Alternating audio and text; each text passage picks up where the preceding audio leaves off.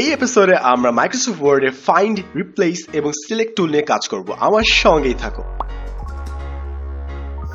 আমি সাদমান সাদিক এবং প্রায় অনেক ছোট ছোট ফিচার ইগনোর করার কারণে আমরা বড় বড় কাজ অনেক বাজেভাবে করে ফেলি। তো আজকে আমি খুবই জোস কয়েকটি ফিচার নিয়ে কাজ করব, ফাইন্ড, রিপ্লেস এবং সিলেক্ট। তো ফার্স্টে আমরা হোম ট্যাবে যাব।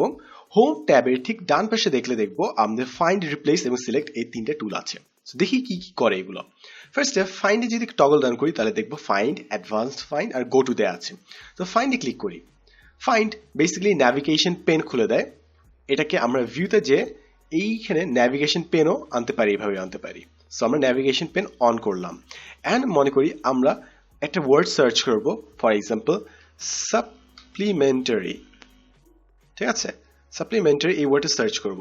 তো আমি টাইপ করলাম, এন্টার প্রেস করার আগেই আমরা কিন্তু এখানে হাইলাইট করে দিচ্ছি এই হচ্ছে সাপ্লিমেন্টারি।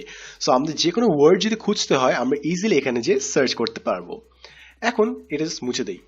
আমাদের আরো কিছু সার্চ করার অপশন আছে। রেজাল্ট সার্চ করলাম, সো এখন রেজাল্ট সার্চ করে আমরা একটা সাপ্লিমেন্টারি ওয়ার্ডটা পেলাম। এরপর সার্চ করতে পারি পেজ, বিভিন্ন পেজ। অনেক সময় ডকুমেন্ট কয়েকশো পৃষ্ঠা হয়, ফর এক্সাম্পল আমরা যখন কোনো বই পড়ি কয়েকশো পৃষ্ঠা হয়। সো আমরা স্পেসিফিক পেজ টাইপ করতে পারি, এন্টার প্রেস করলে আমাদের ওই পেজে পাঠিয়ে দিবে। এরপর হচ্ছে হেডিংস। হেডিংস কিন্তু আমাদের এখানে সাজেস্ট করছে কোন হেডিংসে যাব আমরা। সো যে হেডিংসে ক্লিক করব ওই হেডিংসে পৌঁছে যাব। সো ইজিলি আমাদেরকে বারবার স্ক্রল না করে আমরা যে জিনিসটা চাই সেই জিনিসে ইজিলি পৌঁছে যেতে পারবো। ক্লোজ করি এবার এটাকে, আবার হোমে যাই। তো এই হচ্ছে আমাদের ফাইন্ড টুল। এরপর আমি যদি অ্যাডভান্সড ফাইন্ডে যাই তাহলে দেখবো আমাদের বেশ কিছু অপশন দিচ্ছে, একদম কোনটা ফাইন্ড করতে চাই সেটা বলছে। সো ফর এক্সাম্পল আমরা মনে করি একটি ওয়ার্ড সার্চ করি ওয়েবসাইট। ঠিক আছে, ওয়েবসাইট সার্চ করব। তো নেক্সট ফাইন্ড, ফাইনেক্স। সো যেখানে যেখানে আমরা ওয়েবসাইট লিখেছি সেসব জায়গা আমাদের কিন্তু পাঠিয়ে দিচ্ছে। ফাইনেক্স এখানে ওয়েবসাইট লিখেছি, ফাইনেক্স এখানে ওয়েবসাইট লিখেছি। সো আমরা যখনই ফাইনেক্স ক্লিক করব আমাদেরকে পরের ফাইন্ডটাতে পাঠিয়ে দিবে। সো এখানে আমরা পুরো ডকুমেন্ট জুড়ে ইজিলি সার্চ করে ফেলতে পারি। এই হচ্ছে আমাদের ফাইনেক্সের কাহিনী। এবং চাইলে আমরা এখানে মোর অপশন যে আরো ডিটেইলস ফিল্টার ইউজ করতে পারি, যে প্রনাউন্সিয়েশন সহ হবে নাকি ছাড়া হবে, প্রফিক্স সাফিক্স সহ হবে নাকি ছাড়া হবে, ম্যাচ কেস, আরো অনেক জিনিস নিয়ে আমরা ইচ্ছা মতো ফিল্টার করতে পারি। বাট নর্মাল ফিল্টার দিলে অ্যাকচুয়ালি পাওয়া যায় ইজিলি। সো এই হচ্ছে আমাদের ফাইন্ডের কাজ। ঠিক ফাইন্ডের ডান পাশে আছে হচ্ছে রিপ্লেস এবং গো টু। আমাদের এখানে রিপ্লেস অপশন কিন্তু আছে। সো রিপ্লেসে যাই, আমাদের ঠিক এই ট্যাবটাই ওপেন করবে। এখন আমরা এখানে যে কোনো ওয়ার্ড রিপ্লেস করতে পারবো এবং এটা খুব সুন্দর কিন্তু একটা ইউজ আছে। ফর এক্সাম্পল আমি পুরো ডকুমেন্টে 10 মিনিট স্কুল না লিখে আমি TMS লিখেছি শর্টকাট, কারণ বারবার 10 মিনিট স্কুল লিখতে লিখতে লিখতে হাত ব্যথা হয়ে যাবে। সো বেশ কয়েকবার 10 মিনিট স্কুল লেখার চেয়ে আমি জাস্ট শর্টকাট TMS লিখেছি। এখন যেহেতু আমার লেখা শেষ আমি সবগুলো TMS কে চেঞ্জ করে 10 মিনিট স্কুল লিখে দিব, কারণ আমরা তো আর শর্টকাট দিতে পারি না। সো ফাইনাল প্রোডাক্টটা দেওয়ার জন্য রিপ্লেসে যাব, বলবে যে ফাইন্ড হোয়াট, আমি বলবো যে ফাইন্ড TMS এবং রিপ্লেস কি দিয়ে করব, রিপ্লেস করব হচ্ছে 10 মিনিট স্কুল দিয়ে।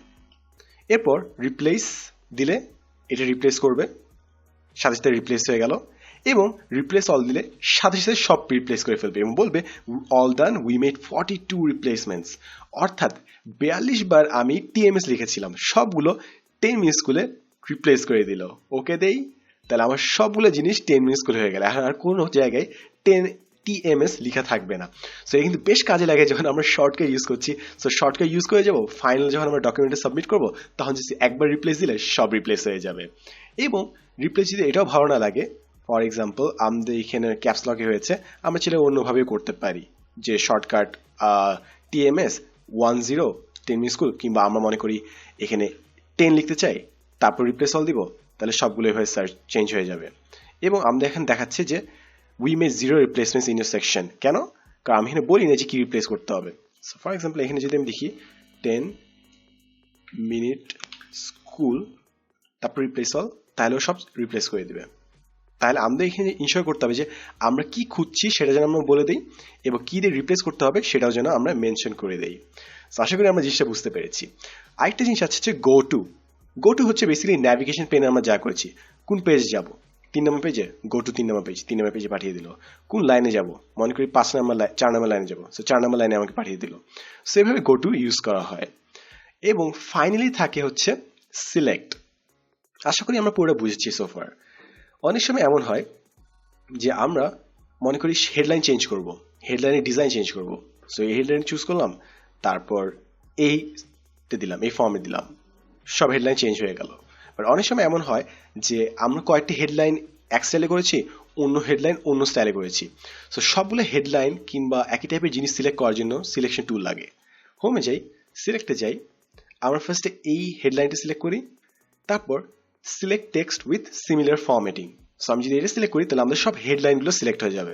তারপর যদি এক ক্লিক করি তাহলে সবগুলো একসাথে চেঞ্জ হয়ে যাবে, এক ক্লিকে সব চেঞ্জ। সো এই হচ্ছে সিলেকশন টুলের কাজ, এক টুলে সব চেঞ্জ করে ফেলে। সো আশা করি আমরা সিলেকশন টুলের কাজ বুঝতে পেরেছি, এবং সিলেকশন টুল দিয়ে খালি সিমিলার ফরম্যাটিং না, আমরা টেক্সট কিংবা অবজেক্টসও সিলেক্ট করে ফেলতে পারি।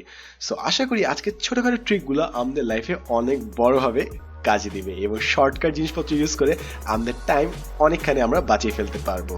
সো আজকের জন্য এতটুকুই, দেখাবে নেক্সট এপিসোডে। আমি Sadan Sadik, and as always thanks for watching. তোমার যদি মনে হয় এই টিউটোরিয়ালটা দেখলে মনে করা লাভ হবে, কাইন্ডলি তার সাথে শেয়ার করতে কিন্তু ভুলবে না।